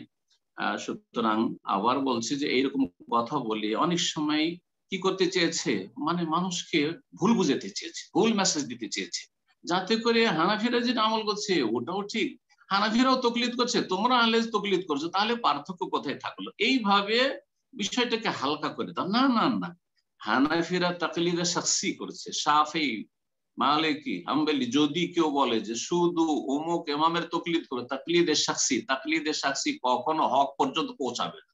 তাকলিদে শাখসি মানে শুধুমাত্র এক ইমামের তকলিদ করা, শুধুমাত্র একজন ব্যক্তির তকলিদ করা। বাকি কথা হলে আম জনগণ আলেমের তকলিদ বলেন আর ইত্তেবা বলেন অনুসরণ করতে হবে। আর একজন স্কুল কলেজ পড়া অথবা একজন অশিক্ষিত মানুষ দলিল খুঁজে বেড়াবে, এটা তো আল্লাহ বলেননি। সেটাকে তকলিদও বলতে পারেন, কিন্তু সেটা তাকলিদ শাখসি মানে একজনের অন্ধ তকলিদ নয়, যে শুধু শাইখ ইবনে বাজের তকলিদ করছে, শুধু ইবনে তাইমিয়ার তকলিদ করছে, এরকম তো আহলে হাদিস আর নাই। আহলে হাদিস ওলামাদেরকে দেখেন ভারত উপমহাদেশ শুধু নওয়াব সিদ্দিক হাসান খান ভূপালী তকলিদ করছে না। শুধু মিয়া নাজির হোসেন দেহলভির তকলিদ করছে না, করছে না। শুধু শাহ ওলিউল্লাহ মুহাদ্দিস দেহলভি তকলিদ করছে, তা করে না। শুধু শাহ ইসমাইল শহীদের তকলিদ করছে না, করে না। তাহলে তারপরে এই মিথ্যা অপবাদ কি করে দিচ্ছেন যে আহলে হাদিসরা তকলিদ করে? তাকলিদে শাখসি থেকে মুক্ত আহলে হাদিসরা, তবে ওলামাদের অনুসরণ করে, ওলামাদের শ্রদ্ধা করে, ওলামাদের যারা কোরআন সুন্নাহর আলেম সবার শ্রদ্ধা করে, কিন্তু কাউকে ভুলের ঊর্ধ্বে মনে করেন। এটা আহলে হাদিসের বৈশিষ্ট্য। কোরআন এবং হাদিসকে নিঃশর্ত তারা প্রাধান্য দিয়ে থাকে, অগ্রাধিকার দিয়ে থাকে এবং কোরআন সুন্নাহর উপর আমল করে থাকে। যেই মতটি কোরআন সুন্নাহর কাছাকাছি মনে হয় সেটা মানুষের সামনে পেশ করে এবং সেটার উপর আমল করে থাকে নিজেরা। এটাই হচ্ছে আহলে হাদিস। জি, জাযাকাল্লাহু খাইরান। তো ইনশাআল্লাহ এই পর্যায়ে প্রশ্ন করবেন শাহিন আহমেদ, আপনি প্রশ্ন করুন।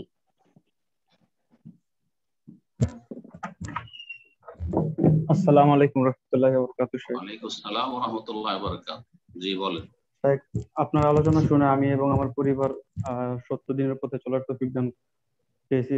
আল্লাহ তাআলা আপনাকে উত্তম প্রতিদান দান করুক এবং আল্লাহ তাআলা আপনার নেক হায়াত দান করুক, জান্নাতুল ফেরদাউস দান করুক। আমিন আমিন। আমার প্রশ্নটা ছিল আমার নানা নানি। কোথা থেকে বলছেন? আমি সৌদি আরব থেকে বলছি, জেদ্দা থেকে। জেদ্দা, মাশাআল্লাহ। জি জি। আমার নানা নানি ইন্তেকালের কয়েক বছর আগে থেকে ওনার এক তরিকার বাবার দরবারের আপনার মুরিদ হয়েছে। তো সেটার নাম হচ্ছে চন্দ্রপাড়া। তো সেখানকার সেই দরবারের তরিকার ওনারা খেদমতে ছিল। তো ওই অবস্থায় তারা ইন্তেকাল করছে। তো ওই তরিকার অনুসারে আমার মা বাবা ছিল। তো এখন আমার মা বাবা পরিবর্তন হয়েছে, সঠিক দিনের বুঝ পাইছে, কিন্তু আমার নানা নানি ওই অবস্থায় মারা গেছে। কিন্তু আমার মার মনে এখনো কষ্ট ওই বিষয় নিয়ে যে আমার মায়েরা এভাবে মারা গেল। তখন জানার বিষয়টা হলো শাইখ, তাদের মানে পরিস্থিতি বা অবনতি কি হবে বা তাদের জন্য কি দোয়া করা যাবে কিনা, এটা জানার জন্য। আর আমার মামা মামি এখনো সেই তরিকার আছে। তো তাদের সাথে আমাদের সম্পর্কটা কিভাবে কিরকম রাখবো বা কি আসে, সেটা যদি বিস্তারিত বলতেন। আর চন্দ্র পড়ার তরিকা সম্পর্কে যতটা আমার জানা আছে, তাদের কয়েকটা বই আমার কাছে এসেছিল, আমাদের ভাইরা যারা তওবা করে এখানে দাম্মাম বা আশেপাশে থাকেন নিয়ে এসে আমি দেখেছি তারা বেরেলভি আকিদার মানে বড় শিরকি আকিদার লোক। তারা দেওবন্দি সুফি নয়, তারা হচ্ছে বেরেলভি সুফি। তো বেরেলভি সুফিরা বড় বড় শিরকে লিপ্ত, তারা স্পষ্ট শিরকে লিপ্ত, গায়রুল্লাহর কাছে তারা সাহায্য চেয়ে থাকে। সুতরাং কেউ যদি এই রকমের ধরেন দেওয়ানবাগি বা আটরসি, মাইজ ভান্ডারি, ফুলতলি বা চন্দ্রপাড়া এসব যদি বা এই ধরনের যতগুলি আছে বেরেলভি আকিদা, এই অবস্থায় মারা যায় তাহলে বড় শিরকের অবস্থায় মারা গেছে। কিন্তু যেহেতু আমরা নিশ্চিত না যে একটি লোক শেষ অবস্থায় কি আসলে শিরকের উপর মারা গেছে, না হয়তো তাওহীদ বা হেদায়েত নসিব হয়ে গেছে, এই সম্ভাবনা আছে। আর তারপরে তাদের মধ্যে অজ্ঞতা কাজ করছিল, সেই সময় ঘরে ঘরে দাওয়াত পৌঁছেনি বা গ্রামে গ্রামে দাওয়াত পৌঁছেনি, তো হতে পারে আপনার নানা নানির কাছে দাওয়াত পৌঁছেনি, এটা একটা সম্ভাবনা আছে। যার ফলে আমি যেটা পরামর্শ দেব এবং এটাই বলে থাকি, আমাদের অনেক ভাইরা এই ধরনের সমস্যাগুলি নিয়ে আমাদেরকে বলেন, তখন বলি যে যারা দুনিয়া থেকে চলে গেছে তাদের ক্ষেত্রে দোয়া করে, দোয়া বন্ধ করিয়ে না, মাগফিরাতের দোয়া করতে থাকেন। হতে পারে আল্লাহ মাফ করে দেবেন যদি ক্ষমাযোগ্য থাকে, আর যদি ক্ষমাযোগ্য না হয় তো আল্লাহ মাফ করবে না, আপনার দোয়াতে যায় আসে কি। আল্লাহ রাব্বুল আলামিন রাসূলুল্লাহ সাল্লাল্লাহু আলাইহি ওয়াসাল্লামকে বলেছেন, মুনাফিক যখন মারা গেল, ইবনে মুনাফিকরা মুনাফিকি অবস্থায় বড় কুফরি অবস্থায় যখন মারা গেল, তাদের সম্পর্কে আল্লাহ কোরআনে কারীম সূরা তাওবাতে বলেছে, ইস্তাগফির লাহুম আও লা তাস্তাগফির লাহুম, এদের জন্য তুমি ক্ষমা চাও আর না চাও, ইন তাস্তাগফির লাহুম ৭০ মাররা, এই মুনাফিকদের জন্য ৭০ বার করেও যদি ক্ষমা চাও হে রাসূল, ফালা ইয়াগফির আল্লাহ, আল্লাহ কখনো মাফ করবেন না, কখনো মাফ করবেন না। তাহলে আপনি যদি আল্লাহর কাছে ক্ষমা চান আর আসলে ক্ষমাযোগ্য না হয়, আপনার আম্মা ক্ষমা চাইছে ওনার আব্বার জন্য, আপনার নানা নানির জন্য, যদি ক্ষমাযোগ্য না হয় তা আল্লাহ মাফ করবেন না। কিন্তু যেহেতু নিশ্চিত জানে হতে পারে যে আল্লাহর কাছে ক্ষমাযোগ্য, সুতরাং কেন দোয়া বন্ধ করবেন, আপনি দোয়া করতে থাকেন। আল্লাহ তাআলা আলাম। আর আল্লাহ শুকরিয়া আদায় করেন যে আলহামদুলিল্লাহ আপনাকে হেদায়েত করেছেন, আপনার বাপ মাকে হেদায়েত করেছেন, তাদেরকে বলে আল্লাহ শুকরিয়া আদায় করুন। তারপরে যে মনোকষ্ট হচ্ছে আপনার আমার, এর জন্য সান্ত্বনামূলক এর চাইতে ভালো বিষয় আর হইতে পারে না যে আপনার আম্মার বাপ মায়ের চাইতে বেশি গুরুত্বপূর্ণ ব্যক্তি হচ্ছেন মুহাম্মদ রাসূলুল্লাহ সাল্লাল্লাহু আলাইহি ওয়াসাল্লাম বাপ মা। মুহাম্মদ রাসূলুল্লাহ সাল্লাল্লাহু আলাইহি ওয়াসাল্লাম বাপ মাও কুফরের অবস্থায় মারা গেছে, জাহেলিয়াতের যুগে শিরকের অবস্থায় মারা গেছে। ইব্রাহিম আলাইহিস সালামের চাইতে আর কি আগে হইতে পারে? ইব্রাহিম আলাইহিস সালাম আমার চাইতে শ্রেষ্ঠ, সবার চাইতে শ্রেষ্ঠ রাসূলুল্লাহ সাল্লাল্লাহু আলাইহি ওয়াসাল্লামের পরে তিনি আল্লাহর খলিল। তার বাবা কুফরের অবস্থায় মারা গেছে, সুতরাং আপনার আম্মার আব্বা আম্মা যদি শিরকের অবস্থায় মারা গিয়ে থাকে, এতে বড় সান্ত্বনা রয়েছে, আল্লাহ রাব্বুল আলামিনের হিকমা রয়েছে। সুতরাং ধৈর্য ধারণ করতে হবে, যেমন ইব্রাহিম আলাইহিস সালাম ধৈর্য ধারণ করেছেন, মুহাম্মদ রাসূলুল্লাহ সাল্লাল্লাহু আলাইহি ওয়াসাল্লাম ধৈর্য ধারণ করেছেন, অনুমতি চাইলেন মায়ের জন্য যে হে আল্লাহ, সহিহ মুসলিমের হাদিস রয়েছে, আমি তোমার কাছে অনুমতি চাইছি আমার আম্মার কবরটা একটু দেখবো, ইস্তাজানতু রাব্বি আন আযুরা কবরা উম্মি, আমার আম্মার কবরটা দেখার জন্য। জিয়ারা মানে কিন্তু দোয়া করে না, আমাদের সমাজে আছে জিয়ারা মানে দোয়া করা ভাবে। আমি কবরটা ভিজিট করতে চাইলাম, দেখতে চাইলাম, ওজেন আলী আমাকে আল্লাহ বল ঠিক আছে তোমার মায়ের কবর তুমি আবুয়াই রাস্তায় পড়ছে, তুমি দেখে এসো। মক্কা থেকে মদিনা যাচ্ছিলেন অথবা মদিনা থেকে মক্কা যাচ্ছিলেন, সুমাস্তাজানতু রাব্বি, তারপরে ওখানে কবরের কাছে কি আল্লাহর কাছে অনুমতি চাইলেন, আল্লাহ যখন কবরের কাছে এসেছি এক নজর দেখতে পেলাম, আনাস্তাগফিরুল্লাহ, যে আমি আমার আম্মার জন্য ক্ষমা চাইবো, কুফরি শিরকের অবস্থা আমার আম্মা মারা গেছে, ফালাম ইউজাল্লি, আমাকে অনুমতি দেওয়া হলো। সাইয়্যিদুল মুরসালিন, সবচেয়ে শ্রেষ্ঠ মানুষ মুহাম্মদুর রাসূলুল্লাহ রাহমাতুল লিল আলামিন, তাকে অনুমতি আল্লাহ দেন।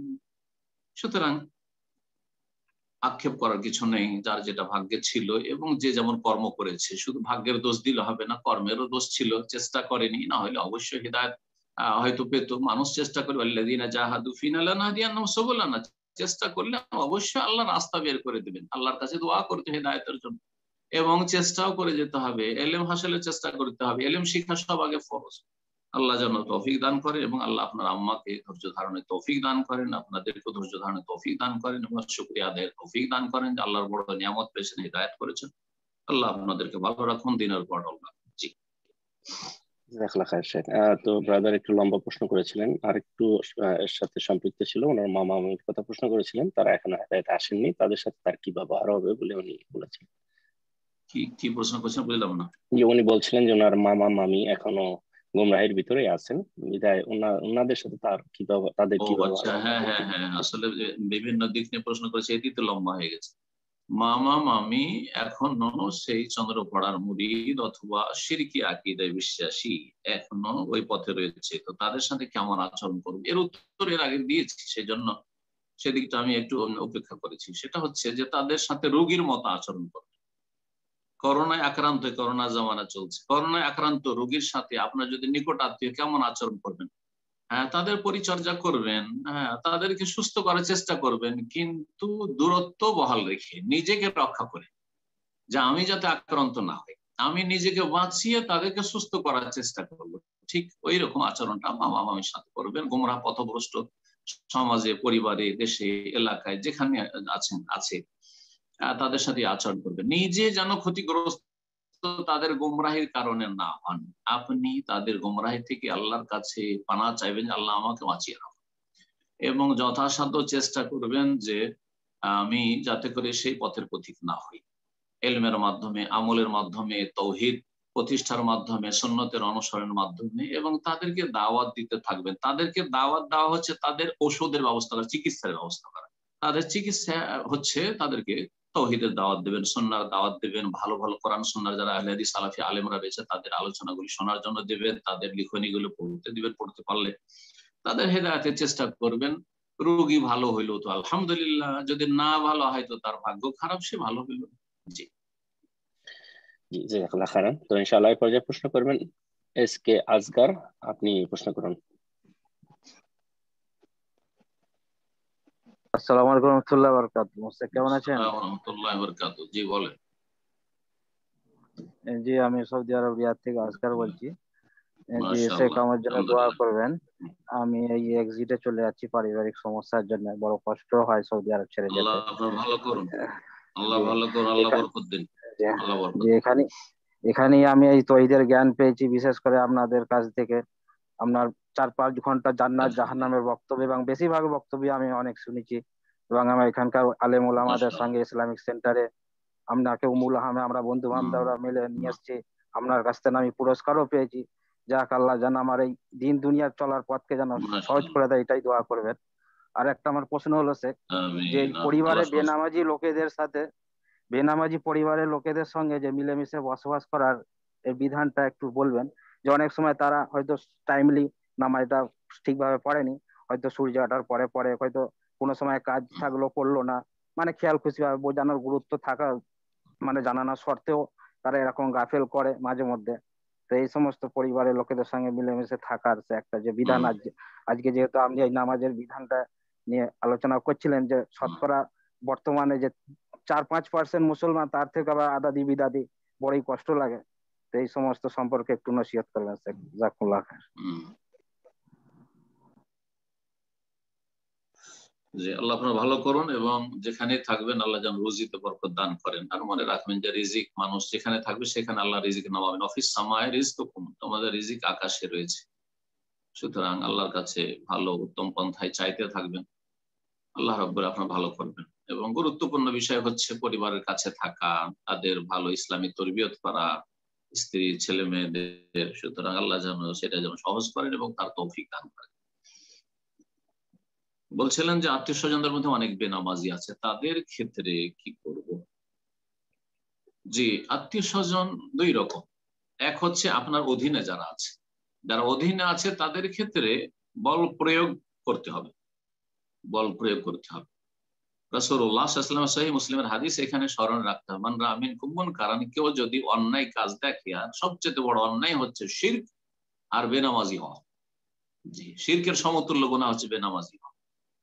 তো কেউ যদি অন্যায় দেখে, ফালিয়ুগাইয়িরহু বিয়াদিহি, তার পক্ষে ক্ষমতা যদি থাকে, তার পক্ষে সম্ভব হয় বা তার ক্ষমতা থাকে, তাহলে বল প্রয়োগ করে বাধা দেবে। তো আপনার অধীনে হচ্ছে আপনার স্ত্রী, আপনার অধীনে হচ্ছে আপনার ছেলে মেয়েরা, আপনার অধীনে হচ্ছে আপনার ছোট কচিকাঁচা ভাই বোনেরা যদি থাকে, নাবালক ভাই বোনেরা থাকে যাদের আপনি ভরণ পোষণ করছেন, তাহলে তাদের বল প্রয়োগ করে নামাজি বানাইতে হবে। জি, যদি কথা বলে না হয়, উপদেশ দিয়ে না হয়, শিক্ষা দিয়ে না হয়, তাহলে বল প্রয়োগ করতে হবে।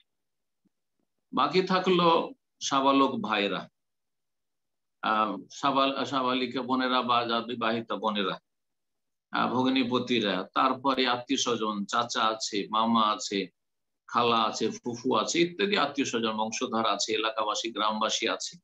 তাদের ক্ষেত্রে দ্বিতীয় স্তর ফাইনলামিয়াস্তাতে বল প্রয়োগ করার যেখানে ক্ষমতা নেই, আর বল প্রয়োগ হয় সরকার করে গোটা দেশের মানুষের উপর, আর না হলে প্রতিটি বাড়ির অভিভাবক করবে তার অধীনের লোকদের উপর। বাকি অন্যান্য যারা রয়েছে আপনার অধীনে নয় যারা, তাদের ক্ষেত্রে ফাবেল ইসানি কথার দ্বারা অন্যায়ের প্রতিবাদ করতে হবে। তাহলে তাদেরকে আপনাকে উপদেশ দিতে থাকতে, বলতে থাকবেন, নামাজ পড়ুক আর না পড়ুক বলতে থাকবেন যে চলেন ভাই নামাজ পড়ি, মামা চলেন নামাজ পড়ি, বড় ভাই চলেন নামাজ পড়ি, ভাই চলেন নামাজ পড়ি ইত্যাদি। মহিলারা পর্দা করে না বা নামাজ পড়ে না, তাদেরকে নসিহা করবেন যতটা যারা দ্বারা সম্ভব হবে। আর আপনার আশেপাশে যারা রয়েছে, জি আশেপাশে রয়েছে বিশেষ করে, তাদের ক্ষেত্রে আরো দায়িত্ব বেশি। তো কথার দ্বারা প্রতিবাদ করবেন। আর আশা করি কথা বলার ক্ষমতা সব জায়গায় আছে, ভালোভাবে কথা বলবেন, কথা বলার ক্ষমতা আছে আলহামদুলিল্লাহ। এখনো যে কোনো ব্যক্তিকে বেনামাজিকে বলতে পারবেন যে ভাই নামাজ পড়ো, কিন্তু যেখানে বলতে পারবেন না সেখানে অন্তর থেকে ঘৃণা করে সর্বনিম্ন ঈমানের পরিচয় দিতে হবে। তো এই করবেন এবং তাদের হেদায়েতের জন্য দোয়া করবেন, দাওয়াত দেবেন। আর দাওয়াত দেওয়া হচ্ছে যাদের ক্ষেত্রে বল প্রয়োগ করতে পারছেন না তাদেরকে উপদেশ দেওয়া, বোঝানোর চেষ্টা করা, পরকাল স্মরণ করিয়ে দেওয়া, মওতকে স্মরণ করিয়ে দেওয়া। আল্লাহ যেন তৌফিক দান করেন। লাস্তা আলাইহিম বিমুসাইতির, আল্লাহ বলছেন ফাযাক্কির ইন্নামা আনতা মুযাক্কির, তুমি উপদেশ দাও, স্মরণ করিয়ে দাও, তোমার কাজ হচ্ছে উপদেশ দেওয়া। লাস্তা আলাইহিম, তুমি দারোগা পুলিশ না, প্রশাসন না, আপনি প্রশাসন না, গ্রামবাসীর জন্য আপনি প্রশাসন না, আপনার বংশধর যারা ভাইরা বড় হয়ে গেছে বা আত্মীয় স্বজন তাদের জন্য আপনি প্রশাসনের ক্ষমতা রাখেন না। সুতরাং আপনি সেখানে যথাসাধ্য তাদেরকে বলার চেষ্টা করবেন, দাওয়াত দেওয়ার চেষ্টা করবেন। আল্লাহ যেন তৌফিক দান করেন। জি ইনশাআল্লাহ এই পর্যায়ে প্রশ্ন করবেন তাসলিমা বেগম, আপনি প্রশ্ন করুন। আসসালামু আলাইকুম স্যার, আমি লস এঞ্জেলস থেকে বলছি। আসসালামু আলাইকুম ওয়া বারাকাতুহু। জি বলেন। আলহামদুলিল্লাহ, আল্লাহ ভালো করুন, বলেন। ঢুকি না 1 মাস যাবত, কিন্তু শুনি অ্যাড হই আপনার ওই যে বৃহস্পতিবারে অনেকগুলো কোশ্চেন অ্যান্সার করেন, ওগুলি শুনি, অনেক ওগুলো থেকে অনেক নিজের অ্যান্সার গুলো মিশে যায়, তাই আর ঢুকি না। সবাই শুনি, অনেক উপকার হয় আপনার ওটা, প্রতিদিনের একটা করে কোশ্চেনও থাকে, ওগুলো শুনি অনেক আলহামদুলিল্লাহ। আল্লাহ সিস্টার আপনার প্রশ্ন থাকলে প্রশ্ন করুন। প্রশ্ন তাহলে বলেন। প্রশ্ন আছে? আমার ছেলে, জি আমার ছেলেটার জন্য দোয়া করবেন। ও 13 বছর শেষ হবে অক্টোবরে। তো ওরে মাদ্রাসায় দিছি অনলাইনে, আল্লাহ ভালো করুন, হেফসও দিছি অনলাইনে। আল্লাহ কবুল করুন। এখন ও 29 পড়া শেষ করছে, 30 হইতেছে। 5 ওয়াক্ত মসজিদেও নিয়ে যায়, কিন্তু সে গেমস খেলে, বুঝছেন, উঠে না, খুব রাগ করে। তা আমার পক্ষে তো ওরে ই করা খুব কঠিন হয়ে যায় মাঝে মাঝে। অসুবিধা নাই, গেম খেলে কাবিরা গুনাহ নাই, তবে দোয়া করতে থাকেন, আল্লাহ হেদায়েত করবেন। বাবা তো জানেন যে কোনো কিছু করে না, তাকে আমার পক্ষে তো এখানে। জি সিস্টার, অনেক ব্রাদার আর কোনো প্রশ্ন নেই আপনার মনে হয়? সংক্ষিপ্ত প্রশ্ন করার চেষ্টা করবো আমরা। মূল বিষয়বস্তু আমি অলওয়েজ রিকোয়েস্ট করবো আপনাদেরকে। অনেক জি উনি মূলত ওনার ছেলের জন্য দোয়া চেয়েছেন, এটি মূলত চলে। জি তো ইনশাআল্লাহ দোয়া করেন, ইনশাআল্লাহ ইনশাআল্লাহ দোয়া করছি, আল্লাহ কবুল করুন এবং আপনার দোয়া কবুল করুন ইনশাআল্লাহ। আল্লাহ ভালো করুন আপনার ছেলের, জি পরিবারে। জাযাকাল্লাহ খাইরান। তো ইনশাআল্লাহ এই পর্যায়ে প্রশ্ন করবেন ঠিক আছে শাহিন ইয়াসির, জি আপনি প্রশ্ন করুন। শামিন ইয়াসির, আপনি প্রশ্ন করুন। আসসালামু আলাইকুম ওয়া রাহমাতুল্লাহি ওয়া বারাকাতুহু। আসসালামু আলাইকুম ওয়া বারাকাতুহু। জি বলেন। জি স্যার, আমার নামাজ থেকে দুই জায়গা থেকে একটু দুটো প্রশ্ন প্লিজ। একটা হচ্ছে যে আমরা যখন, যে বাংলাদেশ ঢাকা থেকে, যে একটা হচ্ছে যে আমরা যখন সেজদার মাঝখানে বসে তখন ওই যে বলে আল্লাহুম্মা আগফিরলি ওয়ারহামনি ওয়াফিনি ওয়াহদিনি ওয়ারজুকনি, আমি এই 5টা বাক্য বলি। কোথাও কোথাও আরো দেখা যায় যে 7টা বাক্য। তো আমার এই 5টা বাক্য বললে কি ঠিক আছে কিনা? আর আরেকটা হচ্ছে ওই যে আমরা যখন তাশাহুদ শেষ করে, ওর চাইতে সহজ বলেন। যে আমরা যখন তাশাহুদ শেষ করে যখন আল্লাহর কাছে 4টা জিনিসের জন্য পানা চাই, ওই যে আমি এটা বলি আল্লাহুম্মা ইন্নী আউযু বিকা মিন আযাবিল কবর ওয়া মিন আযাবিল জাহান্নাম ওয়া মিন ফিতনাতুল মাহিয়াল মামাত ওয়া মিন ফিতনাতুল দাজ্জাল। আবার কোথাও কোথাও লেখা আছে যে আল্লাহ, চারটা বুঝে নিয়েছি, এখন আপনার প্রশ্ন বলেন। আমার প্রশ্ন হচ্ছে যে এইটা এভাবে বললে কি ঠিক আছে নাকি মানে ভুল হচ্ছে, মানে এভাবে বললে কি ঠিক আছে নাকি ভুল হচ্ছে? ঠিক আছে, সবটাই ঠিক আছে। সবচাইতে ছোট দোয়া 2 সেজদার মাঝখানে রব্বেক ফিরলি রব্বেক ফিরলি রব্বেক ফিরলি। কারো যদি এর বেশি মুখস্থ না থাকে রব্বেক ফিরলি রব্বেক ফিরলি রব্বেক ফিরলি, এটাও হাদিস আছে। আবার কেউ যদি বলে আল্লাহুম্মা গফিরলি ওয়ারহামনি ওয়াহদিনি ওয়াআফিনি ওয়ারযুকনি, 5টি প্রসিদ্ধ। আবার কোন কোন রিওয়ায়াতে তার সাথে ওয়াজবুরনি ওয়ারফানি, ওয়াজবুরনি ওয়ারফানি, এই 7টি বাক্য রয়েছে। এটাও সহিহ, এটাও যঈফ নয়, সব সহিহ। সুতরাং যে কোনোটা বললেই চলবে, সবগুলি 7টায় বলেন ভালো, 5টি বলেন ভালো, শুধু রব্বেক ফিরলি বলেন ভালো, চলবে, সমস্যা নেই। আর যে বললেন দোয়া, এতে দোয়ায়ে মাসুরা আত্তাহিয়াত আর দুরুদের পরে, সেই ক্ষেত্রে 4টি ছাড়াও আরো বেশিও আছে কিছু রিওয়ায়াতে। আল্লাহুম্মা ইন্নী আউযু বিকা মিন আযাবিল কবরি ওয়া মিন আযাবিজ জাহান্নাম ওয়া মিন ফিতনাতিল মাসিহিদ দাজ্জাল ওয়া ফিতনাতিল মাহিয়া ওয়াল মামাত ওয়া মিনাল মাসামি ওয়াল মাগরাম, কোন কোন রিওয়ায়াতে আছে। সুতরাং সেটাও যদি বলেন তাও ভালো, জি আরো ভালো, কোনো অসুবিধা নেই। কোন একটা যেগুলো হাদিসে এসেছে বললেই চলবে, জি সুন্নাত। তারপর এটা বলা সুন্নাত, কেউ যদি নাও বলে দরুদ পর্যন্ত পড়ে না, ইনশাআল্লাহ সালাত হয়ে যাবে, তবে সময় পেলে অবশ্যই পড়বে। জি জাযাকাল্লাহ খাইরান। তো এবার যে প্রশ্ন করবেন সোহানা খান, আপনি প্রশ্ন করুন।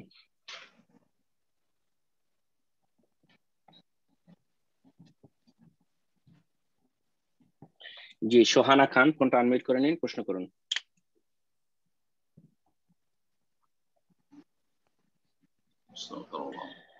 সম্মানিত দিনী ভাই বোনেরা, আমরা প্রোগ্রামের শেষ পর্যায়ে চলে এসেছি। তো ইনশাআল্লাহ আমরা আরেকজনকে সুযোগ করে দিচ্ছি।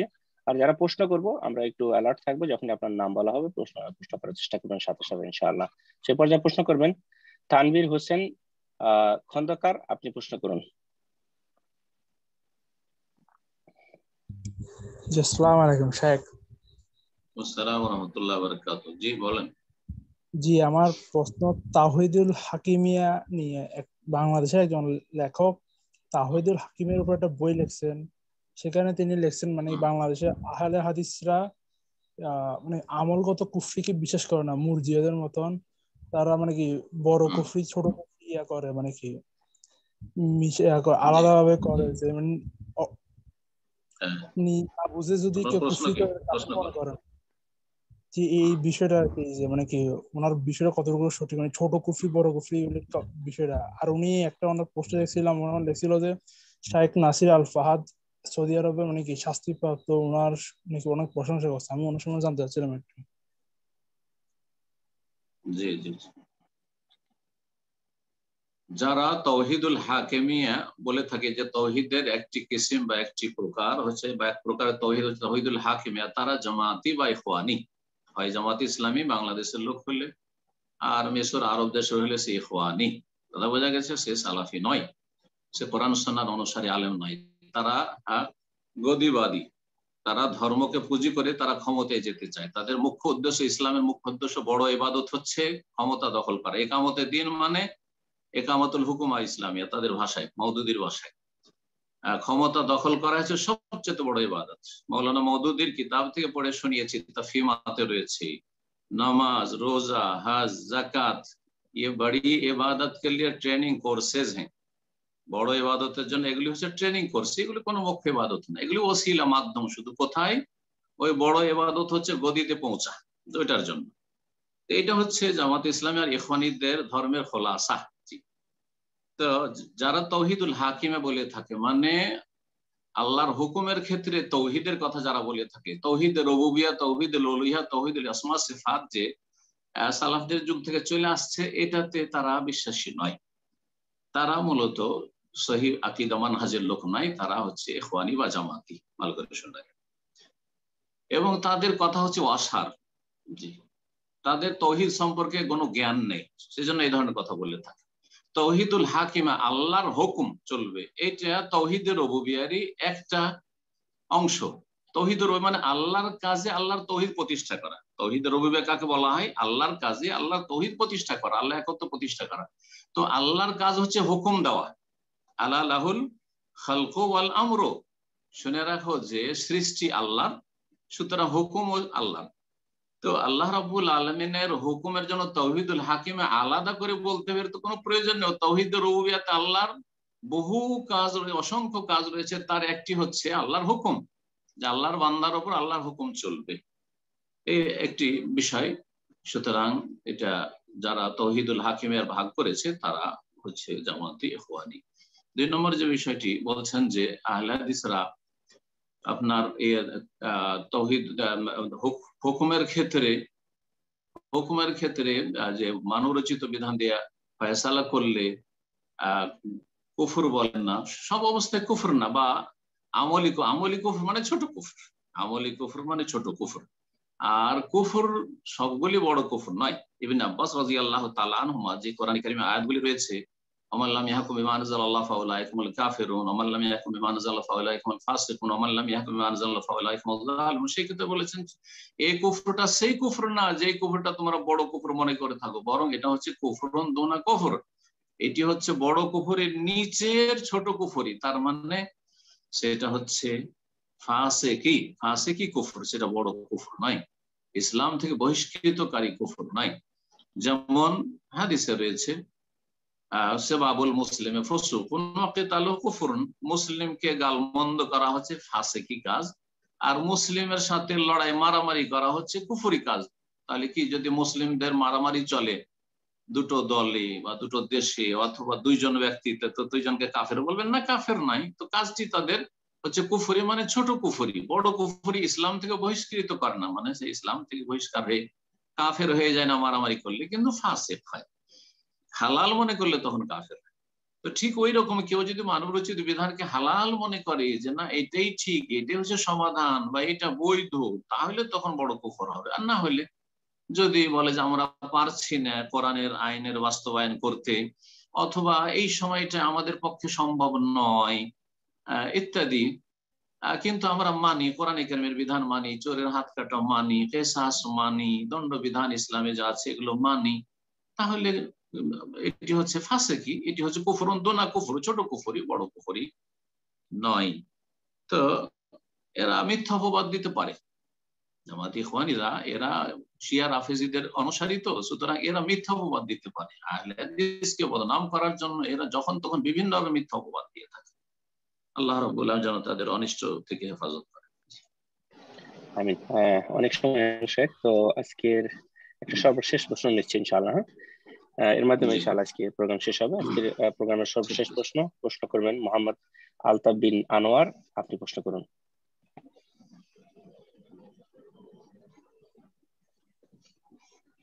মোহাম্মদ আলতাফ বিন আনোয়ার, আপনি ফোনটাকে আনমিউট করে নিন, প্রশ্ন করুন। আসসালামু আলাইকুম ওয়া রাহমাতুল্লাহি ওয়া বারাকাতুহু। আসসালামু ওয়া রাহমাতুল্লাহি ওয়া বারাকাতুহু। জি বলেন। শেখ কেমন আছেন? আলহামদুলিল্লাহ। আমি সৌদি আরব দাম্মাম আল খুবার থেকে বলতেছি। ইনশাআল্লাহ আপনার দার্সে আসার ইচ্ছা আছে, দোয়া করবেন ইনশাআল্লাহ, আল্লাহ যদি চান আসবো।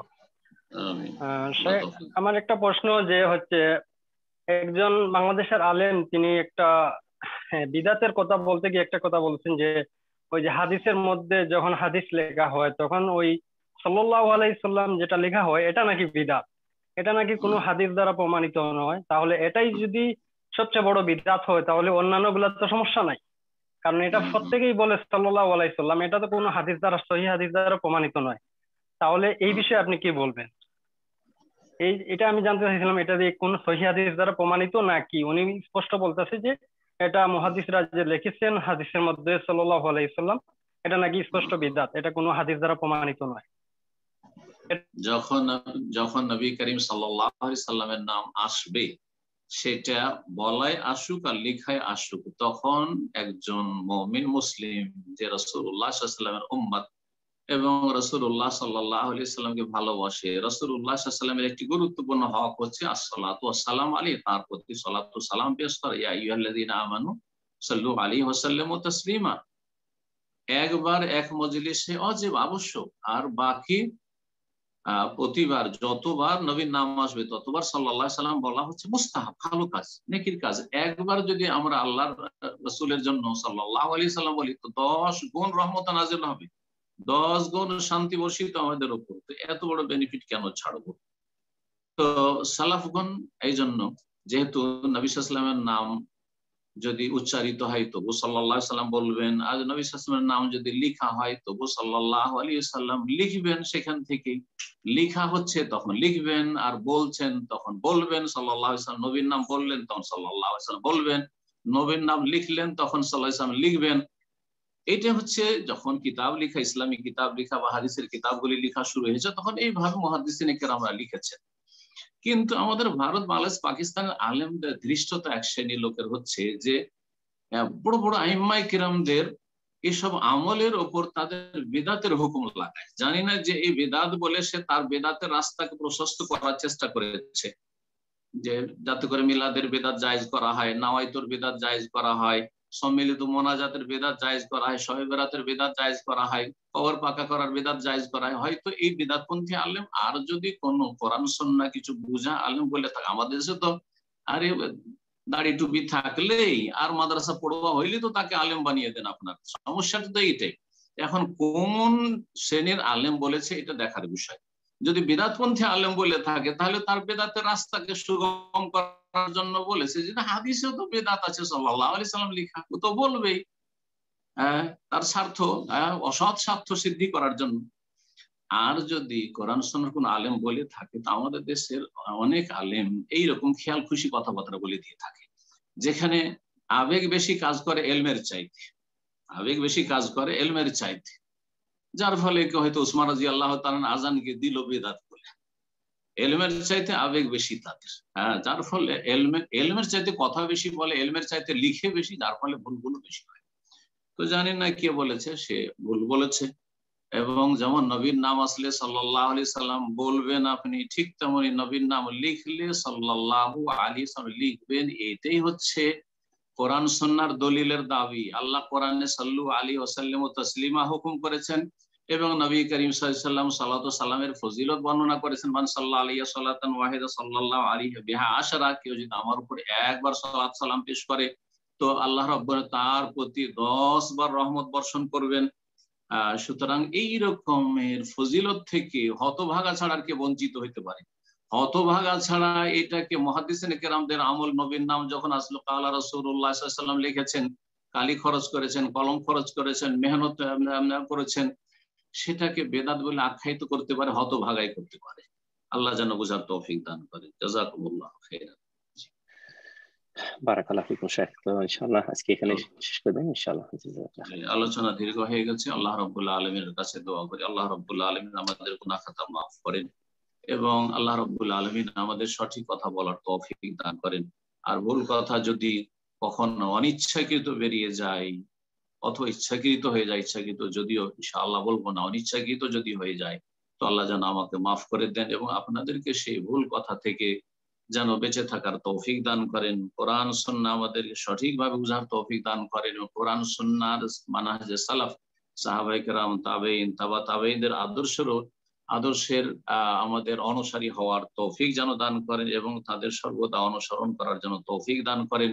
আর ডানে বামে যে বহুমুখী ফিতনা রয়েছে আর বিভিন্ন তরিকা রয়েছে আর বিভিন্ন রকমের নতুন নতুন আবিষ্কার রয়েছে মানুষের ধর্মের নামে, এ সমস্ত ভ্রষ্টতা গুমরাহি থেকে আল্লাহ উম্মাতে মুসলিমা যেন হেফাজত করেন, সমস্ত ফিতনা থেকে আল্লাহ যেন আমাদেরকে মাহফুজ রাখেন।